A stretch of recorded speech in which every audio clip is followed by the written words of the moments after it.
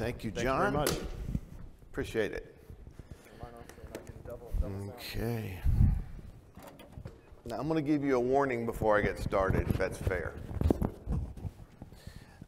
And to understand what you're about to get, I need to give you a little background. I am the son of a Pentecostal preacher. I'm just preparing you. I'm a little excitable.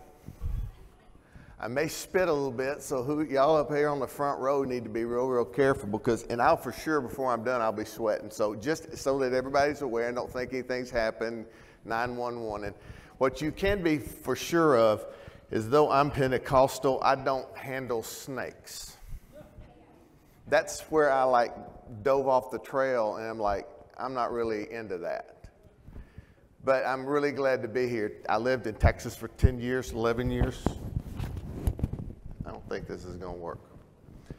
So as a resident here, there's a lot when I get to come back and visit that great memories pop up. I mean, my family still lives here. We've got kinfolk all across north and central Texas, and so when it's come back, it's always refreshing for me to catch up with everybody. My wife and I live in Florida now, but I started my roofing career here. The first storm I worked was in 2010 in San Antonio. Folks here from anybody here from San Antonio? Yeah, remember in 2010 or 11, I think, there was a little pocket storm down around SeaWorld that I worked and got my rude introduction to what knocking doors was about, getting up on roofs, having to deal with homeowners, having to deal with adjusters, having to deal with carriers. And I mean, I really learned a lot about roofing and it kind of started my career here. So anytime I come back, it's great memories for me. But I'm going to tell you, when I came back this time, it was different. Sorry, this is annoying me. Isn't that like a great speaker worried about what's annoying him, not you? This is my style. So when I come back to you today, there's a ton of texts that I remembered that just wonderful to think about. But when I came here the first time, it was not wonderful. When we moved over here out of desperation, not inspiration. There's a difference. Our life was in shambles. I had lost everything in Georgia that we possibly could have collected over 20 years of marriage. I had no vehicle anymore. I had no home to live in. I had no money to pay for stuff we didn't have any longer. It was horrible. I use a euphemism when I talk about places of resource in my life, and I call them wells. If you think about a well, I mean, if it's an aquifer that you dig into and you punch into and you pull out water, or if it's a reservoir here in Texas, you can tap into and get oil out of it. It's just a place of resource. When I was in Georgia, like I have done most of my life, I've had multiple wells around me. Now think about that. You draw from different people at different times for different things, don't we? So as much as our life is cut up, depending upon one well in your life is dangerous. What if that thing dries up? And so I was pretty masterful at finding different ways to find different resources when I need them at different times for different purposes.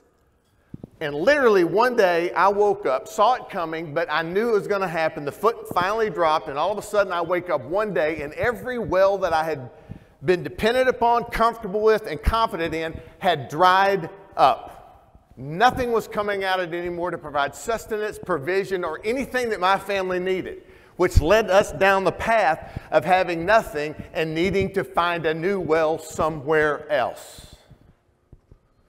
Now, I don't know if you've ever been in that spot in life, but it's not fun.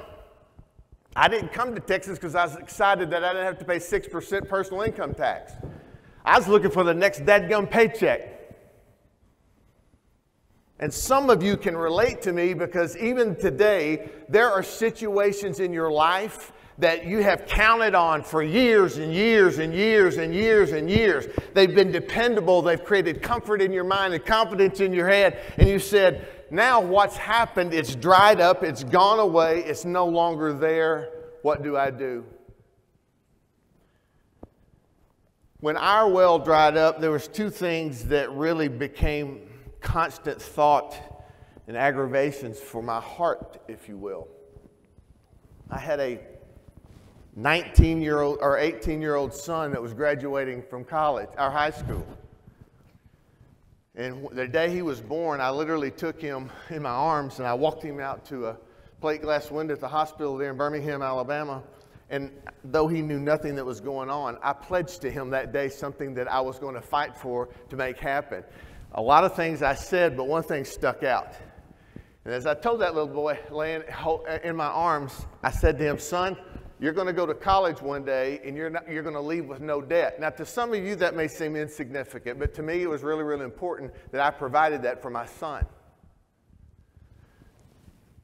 The day my well dried up in Georgia, he graduated 2 days later from high school. And what was rushing in my mind with agitation and aggravation, frustration and hurt was not that I'd lost a car or I had lost a house. It was that I was about to have to break a pledge and a promise I made to the kid that mattered more to me in life than anybody else. It wasn't the money that we didn't have. It was that I had violated trust with my wife. She no longer could look at me as someone who could contribute, much less take care of the house. That's what I thought. I lost everything almost to the point of my dignity. My well had dried up.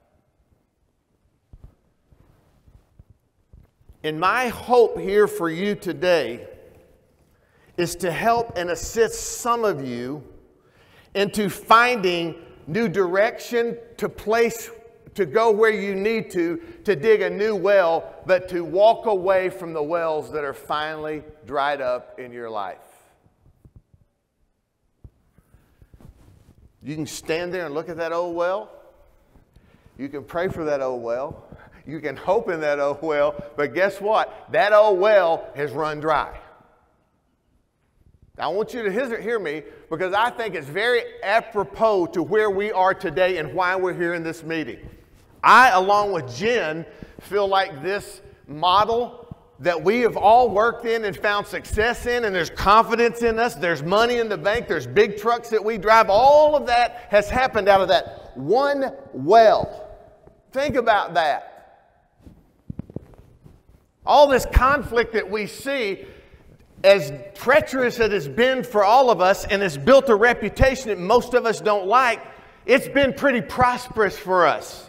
But I'm here to declare to you today that well is drying up.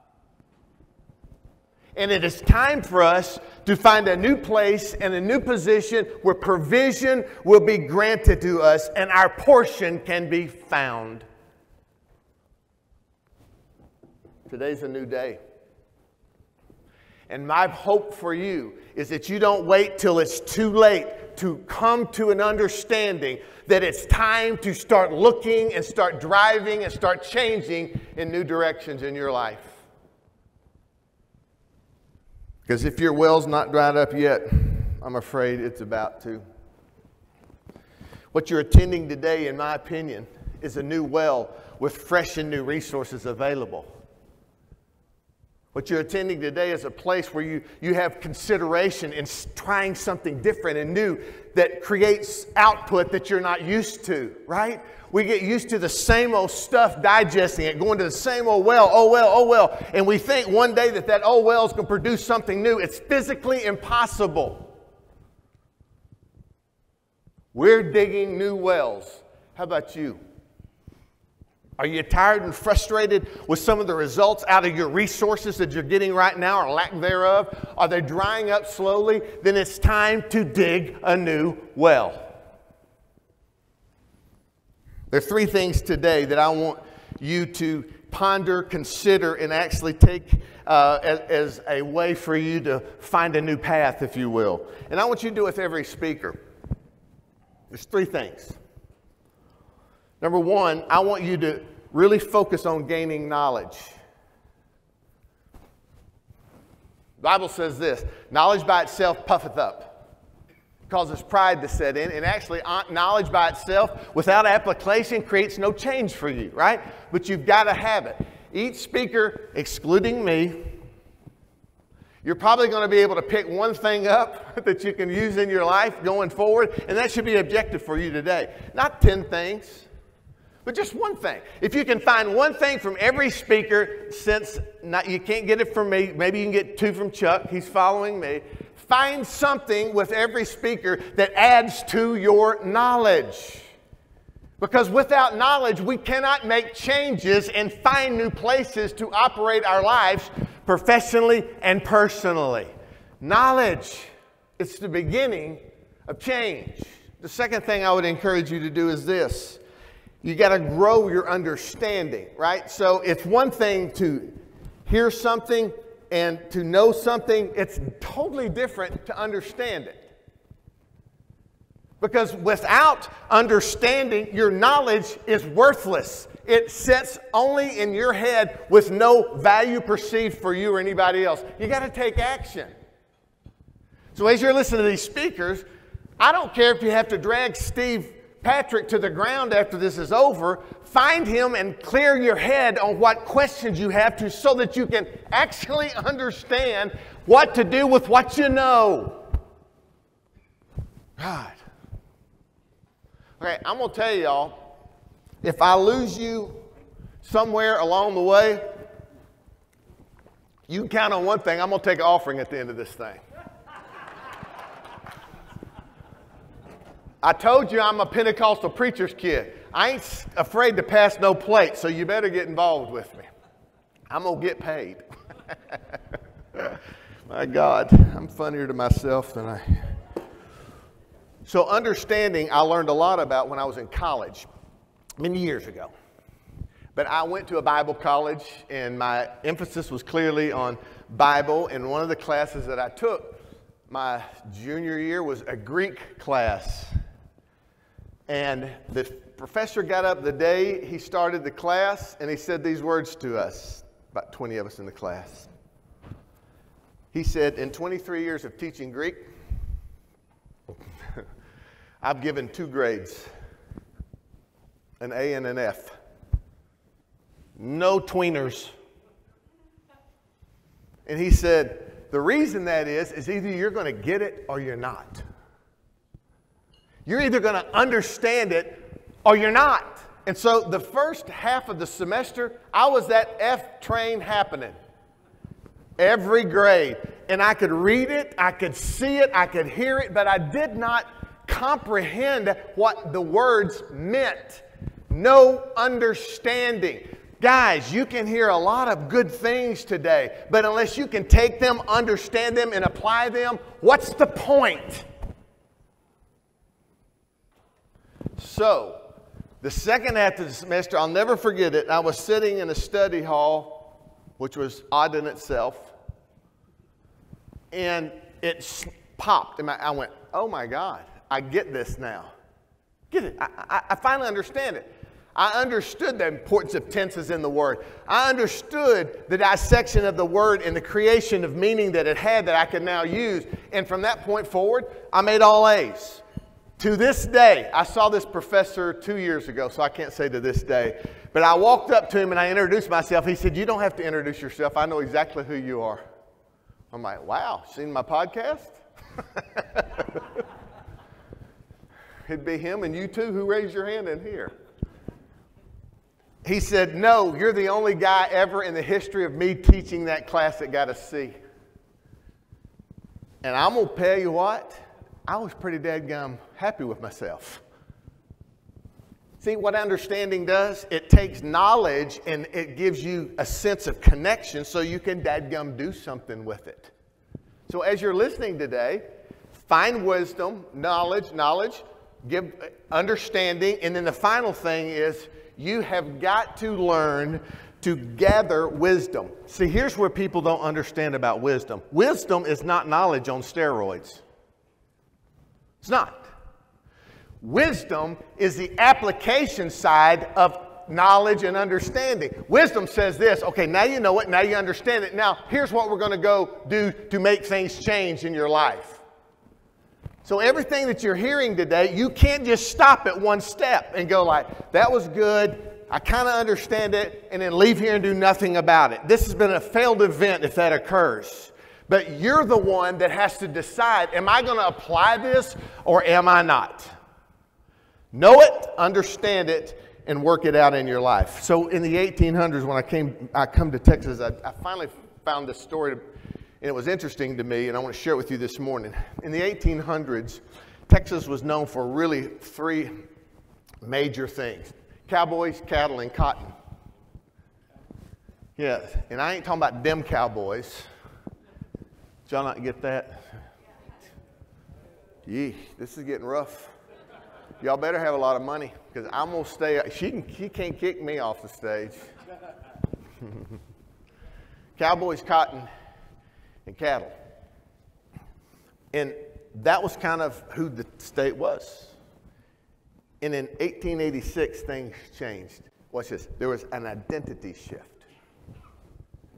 Shifts happen, and it happened in Texas in 1886. There was a rancher whose well had dried up. There was no water coming. He couldn't find any resource for it on his land. He had to go to a different area, an acreage, and he started digging for a new well, water, and up out of the ground came oil.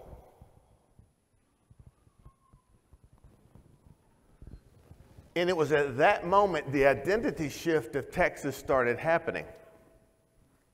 Now, are there cattle still in Texas? Oh, a bunch of them. There's still cowboys up and around here? Sure there are, and I'm sure there's cotton somewhere. But the identity of Texas is not about cattle, cowboys, and cotton anymore. This state was built off the backbone of oil. And that shift in identity has created the generational wealth that we talk about and see anywhere you go in this state. It's known across the world. You see, here's what I'm telling you. Anything's identity can shift if the right things are in place for that to happen. And that's what I'm going to talk to you about today. Are these shifts that you and I need to make to create difference in us that will bring about to us the outcome that we're searching for and in need of? Look at that. I about put the power out. Somebody shout. See, that fuels me up. It don't take much. So if we're going to shift, first of all, I think we've got to take an honest evaluation of our reputation and identity at this point. Jen talked about it a little bit earlier. I started in roofing here, and it used to frustrate the heck out of me because I was trying to run my business right, and there were guys around me giving away deductibles. I mean, it just annoyed me, and it actually still does. I would be like, what? How are you doing this? And they called it creative. Basically what they were doing is they were taking work paid for that wasn't done and applying it to the person's out-of-pocket expenses. Pretty simple little scheme, right? And so I can tell you this, guys that I talk to, they're okay with it. I just wasn't. I'm like, that's not the way this thing works. And here's what they would always say to me. Well, if the insurance company was doing it the right way, I would do it the right way. But as long as they're doing it the wrong way, I'm going to continue to do it the wrong way. I'm going to tell you something. I'm going to correct some of you today. Just because whoever is doing the wrong thing does not make the wrong thing you're doing right. It doesn't matter who's doing what wrong. If you do wrong, your wrong is as wrong as their wrong. The only way wrong is corrected is when right intercedes. And our reputation, I'm here to tell you today, has been earned. We have allowed ourselves as an industry to become sloppy, arrogant. We've become fighters. We've become those who all are constantly stirring up strife. It's like an endorphin for us. If we're not fighting and fussing and cussing and criticizing and causing chaos all around us, we're not really sure what our business really looks like without those ingredients. I'm telling you today, shifting is happening.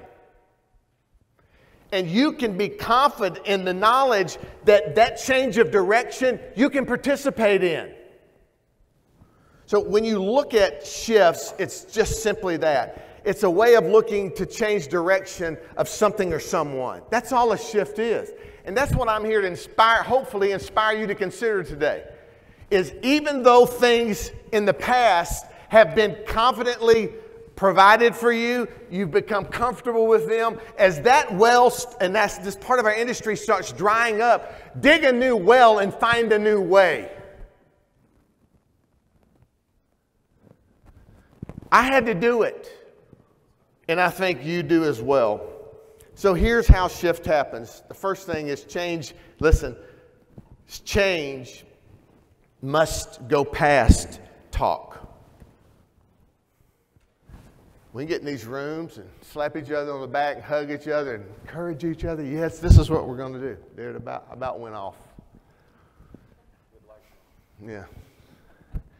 But we can't just talk about it. We got to walk this stuff out in our lives. If shift is going to happen, there has to be change in the steps and the behavior that we practice. Change takes us past talk. The second thing it does is change. This shift requires a 180-degree turnabout. Now, I talked to Mike this morning. Mike with GF Goldenstein. We had breakfast a little bit this morning. I thought about this, so if I'm wrong, you can get on him about this.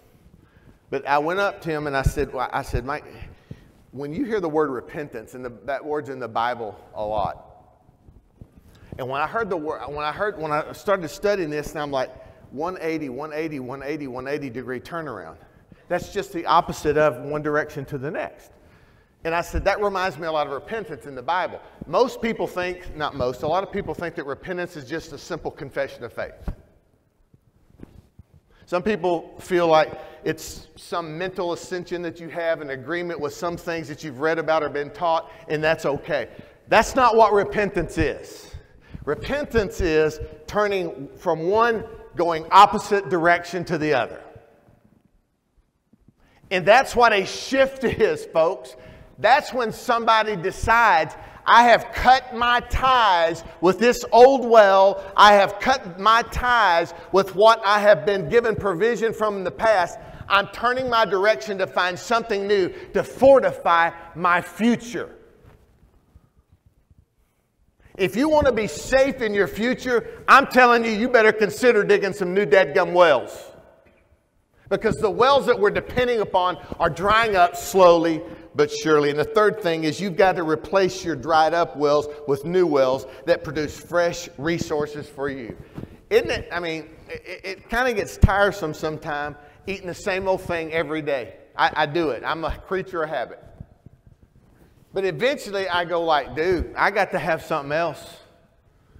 Honey. And my honey goes, the kitchen is that way. 32 years she has the right to say that. But I'm going to tell you today, if you want new, dig a new well. If you're concerned about some of this drying up you're seeing in a season of your life, and listen, I'm not just talking about business. There's some of you in this room, I'm thoroughly convinced, are struggling in other areas of your life because the well you're drawing from has dried up and you don't even know it.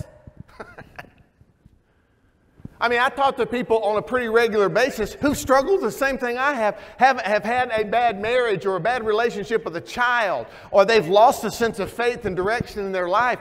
And the fact of the matter is, I ask them, what now are you looking for as a source to replenish? And that's the question I ask you today. If you're going back to the old well, trying to find some provision to heal what you've broken, guess what? You are out of luck. That well has dried up. So if you've got a lousy marriage, you know what I tell you to do? Go dig a new well.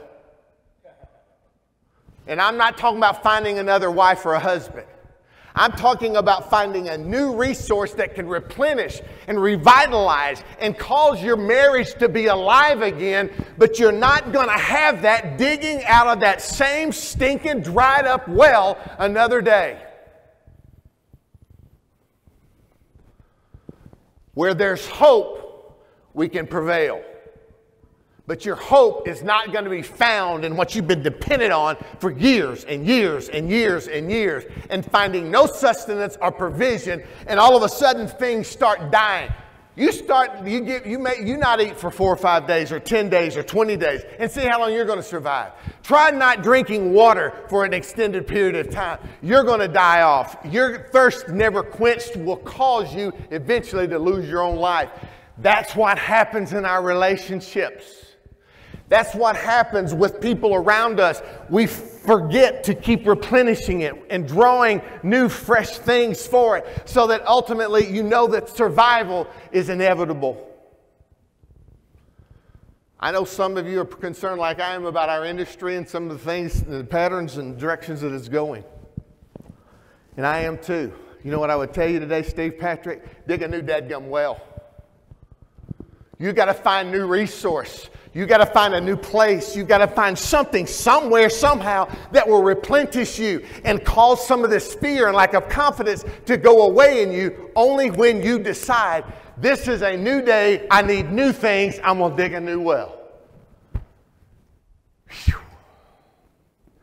It's hard staying at this pace when you're fat. Either Paul or Eric asked me if this was spandex this morning. It's not. It's plethora. We have to learn to say goodbye, turn our back once and for all, and walk away from the comfort and confidence of your old wells.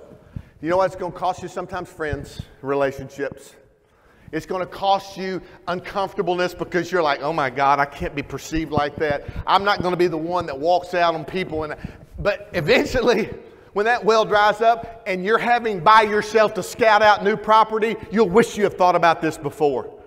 And sometimes those old friends and those people who you've depended on, they just can't be found anymore because they're a part of the death of the well you were drawing from. My God. They're dried up. They're useless and full of, listen, poison. And I want you to hear that word, and I'm not taking that word lightly. Some of the wells you're drawing of right now for resource and portion are poison to your system, and you don't even know it yet. Some of the things that you're drawing from, events, people around you, it's putting poison in you that is not going to go away until you vomit it out. Turn your back, go 180 in the other direction, and you know what? Try this, the favor of God in your life as opposed to the approval of man. That might be help. Yeah. The third, I just dig a new well, because out of new wells come all the new things that you have need of. What do you have need of this morning? I want you to just think about that. What is it, if you just were honest and you weren't trying to you weren't trying to build your brand, and you weren't trying to impress everybody that you came in contact with, what is it you really have need of? I mean, are there challenges that you face professionally and personally that you need an answer to? Today, you can start that journey, but get out of the old and go to the new well that is provided for you to give you the sustenance that you need. Now, I'm going to close with this. There are benefits of new wells that I want you to think about today. And these are the takeaways I hope you get from me. The first benefit of digging a new well is, listen, new wells represent supply and provision. Whew. See, some of you are in scarcity mode right now. I mean, you just basically run out of stuff. And you're just hoping and wishing and praying and keeping your fingers crossed that somebody will show pity on you, mercy on you. They'll feel sorry for your story and help you. That ain't the answer. Dig a new well. Find the place where you can begin again, so to speak, because in that well will be supply and provision that you need. What provisions do you have need of today? Dig a new well. Second thing is, new wells present new opportunities. Sometimes the same old gets a little bit kind of same old. And I think for as many creative minds as there are in this room, I think that this thought process for Jen was one of those moments where she was looking for something new and she found it and she started putting it to practice, and it was a new opportunity now that's affecting all of us. How many of you in here have something you could share that not just helps yourself, you selfish people like I am? All we want to do is creatively think about ways we can do things better for who? Us. But some of this new opportunity that a new well provides for is opportunities to extend to other people. The third thing that I would tell you about new wells is this. They represent, and listen to me on this, an emotional act of faith. Some of you need to have a new experience regarding your faith, where you were excited about things in the past spiritually, where you were excited about things in your marriage, where you were excited about things in all aspects of your life. You just started fading. Hurts, disappointments, and failures do that, you know what I mean? And when you've had enough of them, sometimes you're just like, ugh, I don't even want to try it, much less go to church or talk to anybody about this. But a new well, you dig a new well, and watch this. You exercise your faith, then I believe that that faith is honorable and will be an act that inspires you to do bigger and better than you've done recently. That's it. Finally, I would tell you this. New wells need to be built deep. Listen to me, not wide. A well 2 inches deep ain't going to get you much. You got to put the labor in to go deep. And I'll tell you why real quickly. If you have this horizontal, is it horizontal this way? I get that mixed up.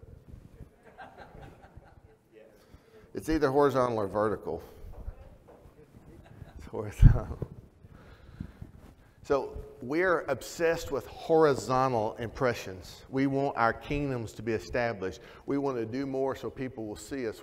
And I'm not saying that that's the only motivation, but we spend our time trying to extend our brand so much that we forget about the depth of our foundation is the only thing that will salvage us when a storm hits. My God. Think about that. It's your depth that's going to keep you grounded when a storm comes your way, professionally or personally. And I don't care how wide you are, if you lack depth, you're not going to withstand storms that come your direction that are aimed at destroying your marriage, your business, and your family life, much less your faith. I cannot finish today without telling you that when we came to Texas, we were at the bottom. But guess what, Derek? We didn't stay there.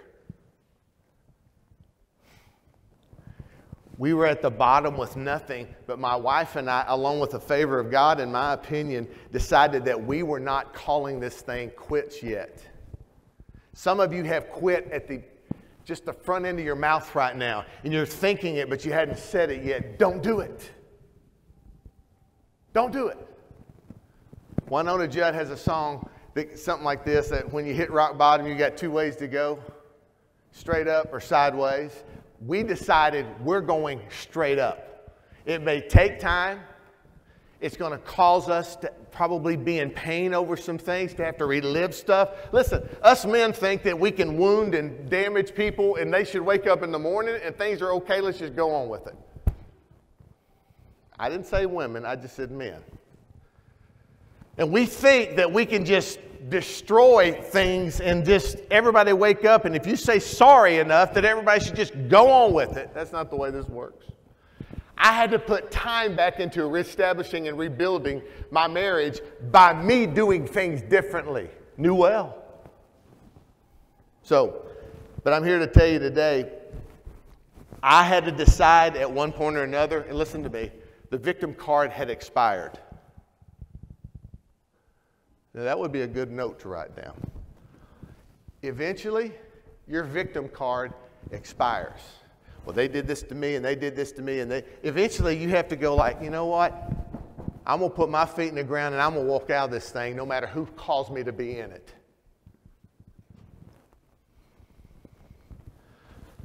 So I'm proud today to tell you that my son graduated from Baylor. He had a huge scholarship. His wife, mother and I, my wife, sometimes when I say his mother and I, it implies something that his mother and I paid off. In addition to his big scholarship, we still had to pay $150,000 in cash for him to get out of school debt-free. And guess what we did? He got out of school debt-free, thank God. We not only had that commitment that I wanted to make, but failed to tell you that at one point, and some of you are probably familiar with this, the IRS came knocking at my door, pop, pop, pop, pop, pop, $56,000. Now, you know what? Paying back $56,000 was one thing, but they determined that the $56,000 I owed, they needed $96,000 to reconcile the account. Guess what I did? I didn't complain. I didn't moan. I just paid it. Paid the debt off. You know, we didn't buy new cars, but we had 2 cars paid off cash because I was not going to have somebody come get something again, period. But the biggest thing I'm proud of today is that my wife and I of 32 years have rebuilt our marriage. And I'm pleased to tell you today that whatever is missing in your life, you can rebuild. Your wells may be dry as a bone right now, producing nothing of value. But today you can walk away from your past and dig a new well of resource that will sustain you for the future. That's what I think is happening in our industry today. This is a new well that is being dug. Attach yourself to it, try it, and watch the results that you're going to get in your life. Guys, thank you so much for your time today. If I can help you, let me know.